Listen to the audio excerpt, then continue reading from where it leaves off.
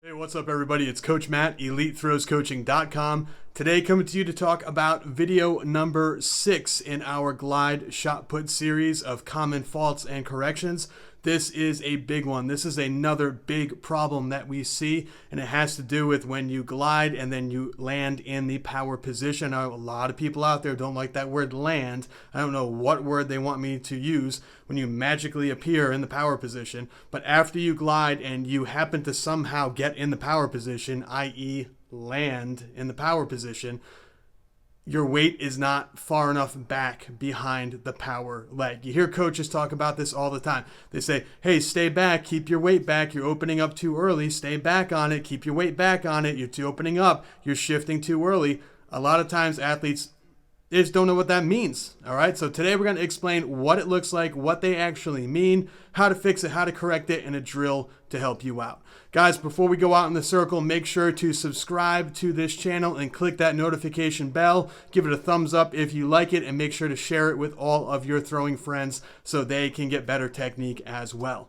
All right, taking you out in the circle right now to talk about your weight and keeping your weight behind your power leg. Okay, so what we were just talking about in the office has to do with keeping your weight back behind your power leg.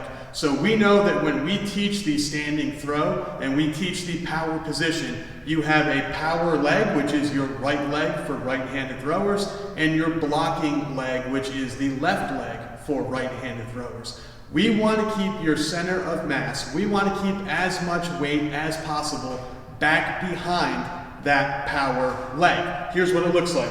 We're going to get set up. We've got our blocking foot in a really good position in the front of the circle. We've got a nice kind of heel toe, instep toe position. We're going to shift all of our weight back. We're going to turn back, and we're going to get as much weight as possible back behind this power leg. You can see it's basically my belly button up is back behind the leg, and if we have a shot put in our hand, we have the non-throwing arm, that blocking arm, also back behind that power leg. All of the weight, basically from the belly button up, if we were to draw a straight line from the knee up, it's going to come right about to your belly button. We want everything from the belly button up to be as far back behind that power leg as possible. Now what this is going to do is it's actually going to provide more leverage into your throw. It's going to increase the length of that lever arm. Remember, we talk about this in previous videos like it's a seesaw. And you can see that when your weight is back, it's almost like this power leg is the fulcrum of that seesaw. We just want to gently put this blocking foot on the ground, as much weight as possible back. You can see that the distance from your neck to that power foot is much greater than if you were landing right here and you had your weight on top of the leg. We want to see all of the weight as much as possible while keeping decent balance over and behind that power leg. This is going to increase where the actual push starts from. The push wants to start from here. You don't want the push to start from here. You don't want the push to start from here. You want to start pushing that ball from all the way back here. And the only way that's going to happen is if all of your weight is back, your shoulders are turned back, and your blocking arm is back behind the power leg. As a coach, one of the biggest things that you need to identify is the difference between opening up too early and keeping your weight back. Let me explain what I mean. Opening up too early essentially means that you're taking this blocking arm, you're opening it up way too early, you're opening the shoulders, you're twisting your body down toward that throwing sector too early. You're not keeping it back long enough. But let me show you. You can open up way too early with your weight shifted, or you can open up way too early with your weight back. You see, I can pick up my blocking foot. So even though your weight is back, you can still open up too early.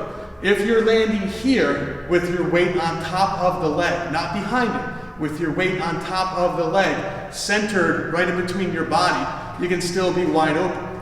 Telling your athletes to close up is not going to solve the issue.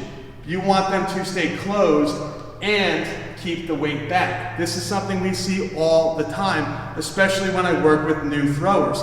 They get set up and they're here, and they think they're in a good power position. but they're not because their weight is centered in between their feet. We want their weight back behind the power leg with the blocking arm closed, their eyes back, their shoulders back, their head back, and the ball back in a good position. You can stay here and it's back. You can open up and be here and it's back. Staying closed in this position does not solve anything. You need to stay closed and you need to keep your weight back. Now again, like almost every part of the throw that we've talked about so far, this is not something that your athletes are going to learn in just 15 minutes out of practice. You don't just make one correction and then all of a sudden, bingo, they've got it and it's nailed. It takes a lot of specific strength and it takes a lot of specific flexibility to get into this position. Ideally, what we're looking for is we want this power foot. You want to be landing on the ball of the power foot with the heel off the ground. Already, I'm starting to feel my leg is getting tight and it's getting sore and it's getting tired because it's landing in this position. So somebody who's never done this before is going to get tired really quick. They don't have the strength to stay in this position, let alone land out of this position. Yes, I said land out of this position. So it's very, very tough to get in this position. But you also need the flexibility in your midsection and in your hips and in your hamstrings and in your glutes to kind of turn back and get in a good position. If you don't have the flexibility, if you don't have that athleticism yet, it's going to take time for your athletes to develop. So don't get frustrated. Make sure that you are working with them and being diligent with them out at practice, and they will see improvement over time. But it's not going to be instant. You need to continue working with them on this for a long period of time. Now, the great thing about this is that you can literally work on this every time your athlete gets in the circle to throw. If they're having trouble keeping their weight back, you can teach them to keep the weight back, and you can hone this in when they're doing their standing throws at the beginning of practice. If they do a stop glide, they're gliding out of the back and they're landing and checking their position in that stop glide. They can make sure they're back, and you can really drill them on this. And then also in their full throws, you can continue working with them on this. So this is a position that they can literally work on every single throw that they take out at practice. It's not just something specific in the back. You can work on it with their warm-ups, you can work on it with standing throws, stop glides, and full glides. Now, there are plenty of drills out there to help people land with more weight behind that power leg. And I want to show you my favorite. Now, it's what I consider the hardest glide drill that's out there. When I have my athletes do this, it does get very tough. They do get frustrated, but it is a foolproof way of making sure that they are landing with all of their weight back behind, or as much weight as possible, back behind that power leg. And I don't have a cool kind of sounding name for the actual drill. Basically, what we're going to do is we're going to do a glide, and we're going to land with all of our weight on our power leg. We're going to glide without putting our blocking foot on the ground. Here's what it looks like. We're going to start in the back of the circle. I probably should have tied my shoes for this. We're going to start in the back of the circle, really good glide position. And what we're going to do is we're going to glide just like normal. We're going to glide and we're going to land in a good spot only on our right foot. We're not going to put the blocking foot, the left foot down. Okay? Looks like this. Good position. Let's see if I can do it. I'm going to go in, out, glide. We're going to try to land. Whoop, try to land on that power foot. Now, what's this teaching? Is this teaching them how to throw properly? No, but it's teaching them how to be strong and land with their weight back. If they're opening up too early, they're never going to be able to balance on that right foot. Let's try it out. Opening up too early, they're going to go, glide, out, opening. There's no way, I fell on my left. Let's see if we keep our weight back, our arm back, but shift our weight to the middle, like this. Come back, here. Nope, no way I can land on my right. I fell onto my left. So the only way you're going to do this is if you keep your left arm back, keep your head back, keep your shoulders and your chest back, and you pull that right leg under you and balance with your weight on that leg. Gonna come here, gonna come in, out, try to land, woo, all of the weight back on that right foot. You can tell it's very difficult, it's very tricky, but if your athletes can master this, it's going to be so much easier to do the full glide and land in a good power position.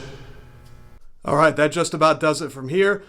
I just wanted to thank you guys so much for checking out this channel and watching this channel over the years. I know there have been some comments recently on these videos, and especially on Instagram and Facebook and some of the other places where these videos are posted, that this is not proper technique and this is not what people learned 30, 40 years ago. And it's like, no kidding, of course it's not. This is new ideas, new drills. These are ways that I teach beginner and intermediate athletes that might not have coaches to learn the form and learn the technique properly. No, this is not the same as working with a high-level coach for multiple hours a day, 5 to 6 days a week, like you would see at a high-level Division I college or at the Olympic level.